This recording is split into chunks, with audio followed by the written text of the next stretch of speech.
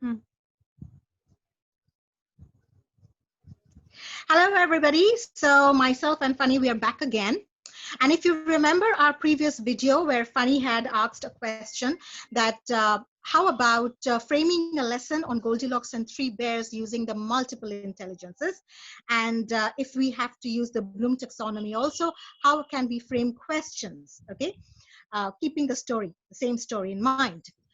So we both decided let's not delay and let's quickly make another video. And that's why we are here once again. So hi, Funny. So you can say hi to our YouTube viewers. Hello, viewers. Yes. Exciting So, content is ready for you today.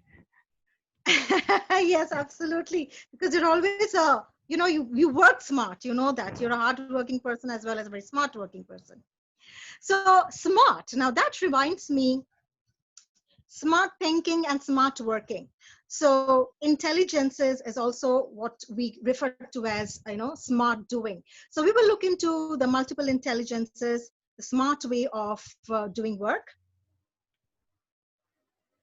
Okay, here are the Right. intelligences. Exactly. So I'm sure all of our viewers, you already know about the multiple intelligences by Howard Gardner. Sorry, and if you have seen my previous video, we have actually done quite elaborately on multiple intelligences. However, we don't mind really doing a quick recapitulation. So if you see the slide here, there is logic smart, which is logical intelligences, picture smart, visual spatial intelligences, music smart, musical intelligences, body smart, kinesics intelligences, nature smart, naturalists, people smart, interpersonal intelligences, self smart, intrapersonal intelligences, word smart is the linguistic intelligences. Now, all of this, so keeping all of this in mind, how to incorporate activities if we have to, do or teach on Goldilocks and Three Bears based on this story. Okay, so this slide is more of like suggestions that you can actually use. However, it's not so clearly visible to me. I'm not sure if it will be visible to the audience, but nevertheless, it's pretty easy. Like for musical intelligences, what kind of activities can you do? You can ask them to create music, a rhythm, and or they can even listen to a song, they can write a song, they can sing, they can identify the sounds, they can react to the sounds. And similarly for verbal and linguistic, you may read, you may write, you may speak, you may apply, you may say, so all of that. You may use proverbs, you may use idioms, and so many things that you can do. For logical and mathematical patterns, like you can make patterns, you can make a chart, you can analyze it, and you can also use numbers, you can do measurement activities, you can think critically, you can do a lot of reasoning as well, and you can use statistics and data. Then for visual and spatial intelligences, so you can give your learners like task based on mind maps, and you can make them watch videos, you can also make them read a chart, they can visualize, they can interpret, they can make their own flashcards, you may show them flashcards, they can create a poster. For bodily kinesthetic, it's all about like using your body parts. So let's say role play is a great way, then lip sync, charades, as well as sports activity, and then identifying the body language, as well as using the sign languages. Then intrapersonal. So for intrapersonal, what can you do? So for intrapersonal, let's say you can ask to do a bit of self-talk, self-thinking, self-analysis about the topic or the subject, understanding the own self, read your own mind. You can ask them to observe the sensations that is happening within them while they're observing or reading or listening to something. And they can even use their prior knowledge, and they can do some connection, they can relate from their personal experiences. Then from interpersonal skill, which is got to do with more like leadership qualities, people skills. So let's say they can do some jigsaw puzzles, Um, you can do debates, and then you can interview each other, as well as you can create a chain story. So all these kind of work you can do for interpersonal. And finally, the naturalist. Yes, you can, let's say you can do a lot of outdoors activities and with nature. Then you can construct, you can classify, you can identify, and you can bring a lot of natures into your work, so you can actually design accordingly. So now, keeping Goldilocks and the three bears story in mind. So Funny, can we quickly go to our the intelligences format, the lesson plan format? That's right. So as a teacher, how would you do it? So if Goldilocks and three bear was the lesson that you want to plan using the multiple intelligences, so let's start with the verbal and linguistic. Now, please keep in mind that whatever activities that we are going to talk and I'm going to share on this video, uh, it may not be for a particular level only. So level of your learners may vary. I'm just giving you examples. All right. So you can, you can decide for which level of your learners you want to use this kind of activity. So I'm not going to mention the levels here. I will be just talking about an examples that you can use as per the intelligences. So with verbal and linguistic, you can ask them to rewrite the story of Goldilocks and three bears, and you can give them the option that you can choose to change any one character and rewrite the story. Second option could be that if you were Goldilocks, how would you have experienced the entire, the entire sequences? You can write about that. You may even tell them that suggest another title for the same story and rewrite the story in 50 words only. So you can give a lot of guidelines, and you can just make it more challenging or make it more interesting. Next is visual and spatial. So here, if I was the teacher, as a teacher and trainer, I always encourage doing a lot of chart work. So I would have grouped my students into a group of 4 and 5. I would have given them a chart papers and would have asked them that, okay, you just have half an hour, 20 minutes, or whatever time you can want to think of, and please design a house. So each group will be competing against one another, and they will represent as a real estate agent. Okay, so you come up with the house of the bear, and we will have an auction, about regards to the house. So you will have to draw, you will have to draw the interiors of the house. So the group who comes up with the best design definitely wins, and the students are free to add as many number of rooms they want, a roof or garden, whatever. Okay, and they will have to design the house. So that's one. Next is musicals. Okay, for musical, I will definitely encourage my learners to first go and look up on the YouTube um, any song, any music that they would want to use it or they find very catchy in regards to the story. And based on that, the group will have to come up with their own song, their own lyrics, or any particular beat or rhythm that they would like to use in their story. So a bit of research and then creation. The next is interpersonal. So interpersonal, I would perhaps I would be putting my students into pairs, and I will ask them that you think of 5 questions from the story. It's not about like asking questions like, what did Goldilocks eat, or what did Goldilocks do? Not really comprehension question answers, but some interesting questions the children can write on their own. Like, for example, if you were Goldilocks, what would you have wore on that day? The second question is, what is this one thing about the story that you love the most, and why? Do you really like the story Goldilocks and the Three Bears? Yes, why? No, why? And instead of porridge, what other food would you like to, or which dish would you like to eat? So some kind of fun questions that they will interview to each other, and they will the other person will be actually reading out the answers of what the person has interviewed about. So that one. The next is intra. So intra is all about self. So here perhaps I can play the audio story of Goldilocks and Three Bears, and I can ask them to keep their eyes closed, and I can ask them to visualize what they visualize in their head. I might just play some particular music, or I might make some sounds, maybe sound of the bears or Goldilocks, and I can ask them to internalize that. What is it that they're visualizing? What are they seeing, or what are they experiencing? Third option could be that I might ask them that which one experience they can relate with the story. That's one. Next is bodily kinesthetic. Well, one of my always favorite is role play. So definitely I will ask each group to come and role play one scene that they love the most in the story.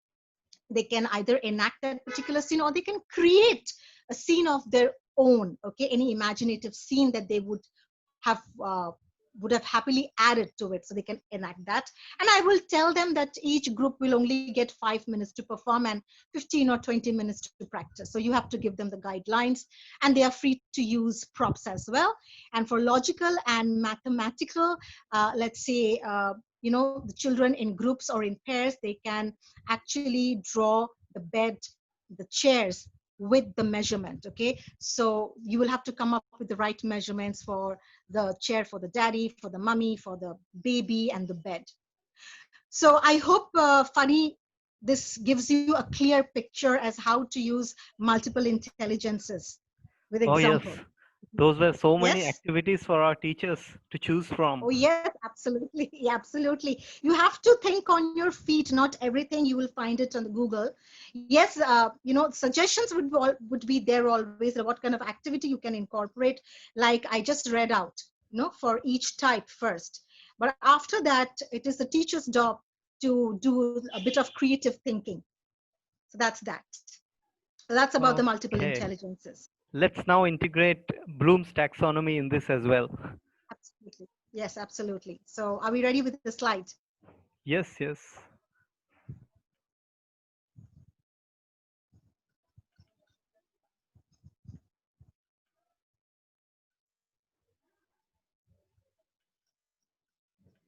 Okay, so this is the multiple intelligence slide that I can see. Waiting for the Bloom taxonomy, and the viewers are waiting as well. Aha. Yes, here you go. Yeah, so Bloom, well, we have already, I've discussed a lot about each level of Bloom.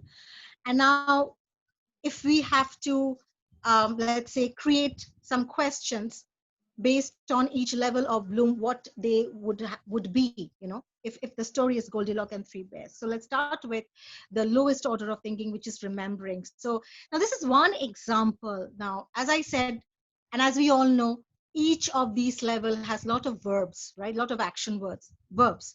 So you can choose your choice of verbs, exactly what you want your learners to answer you. But here I have just taken one example each.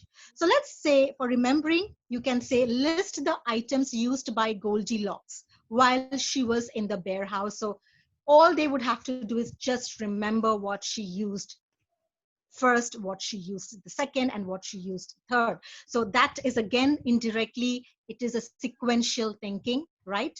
Which is absolutely based on remembering. So now let's move on to understanding. Now, if you want your learners to, you know, do the activities or answer question based on understanding, as you want to check their comprehension skill, this is what you can do. You may ask them that explain why Goldilocks liked the baby bear's chairs the best, right? So for that, the answer could be the porridge was just too right. It was neither too hot nor too cold. And the chair, she was just right for her size. And the bed also she found not too hard and not too soft. So that's why she liked the baby chair best. But I'm basically, I've given the answer for all the three, but you can always add to it, like explain why Goldilocks liked the baby bear's porridge, chair, and the bed best. So if that's the question, then this will be the answer. Here, of course, I have just chosen the chair. Now, again, which comes under lower order thinking skill, which is application. So application here, you can ask them, demonstrate what Goldilocks would use if she came to your house. So now they are actually applying the whole idea, whatever they have learned from the story. Okay, this is the time that they need to apply the knowledge. Now, gradually from this level, when you want your students to actually rise up the ladder and you give them a little bit more challenging question, which will require more cognitive thinking and more critical thinking, here it is. So we will now go on to analyze. So for analyzing, what you can do is you can ask them to compare the story to reality. They can compare it to any of their real life experience or any real experience that they know of, and it need not be their own experience, and what events could not really happen. So it is more of like, dissecting that this is how much it can be related to the real life experience, and this part of it cannot be real, it cannot happen. So this is all about analyzing. Now, a little bit more complex activity, evaluation. So evaluation, what would you choose to give them to do? You can say that propose how the story would be different if it was Goldilocks and three fish. You can also turn it to Goldilocks and if it was three pigs or three giraffe or anything. And well, you can come up with some other possible evaluating question also, but this was just one example and very interesting because this will really require a lot of evaluation, as in what happened when the Goldilocks was in the bear house and what are the possibilities that can happen while it is the three fish, because one is water, okay, and the other one is on the land. So that's a whole lot of task and whole lot of thinking and evaluation requires from the students' end. So great task. And finally, the highest level of creation, which is creation, of course. And this is the part where all of their knowledge and their analytical and evaluation skill and everything will come into the picture. And now they can create something on their own. So over here, I have chosen the example that judge whether Goldilocks was good or bad, defend your opinion. Okay, however, you can also choose to say that create your own story, changing any two characters in the story. You may also say that rewrite the story and you can change the name and you can change the character. What if Goldilocks was a boy, and what if, the three bears were very happy to see Goldilocks? How do you think the entire story would have taken shape? So it can be many. So for creation, actually, there are many options. So this is one option. So Funny, I hope, and I also hope viewers, now it is clear that as per Bloom taxonomy, each level, how you can frame a question. Oh, yes, I love the activities as well as the questions. I hope our viewers loved it too, and they will use these in their classrooms as well.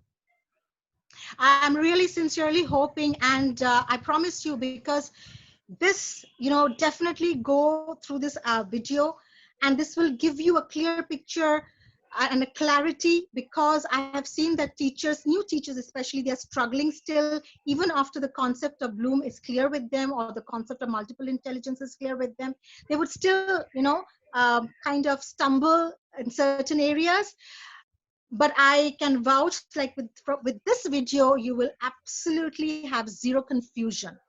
So viewers, I hope you have really liked this video, and this comes to you really handy. So please share this video to your fellow teachers and others as well.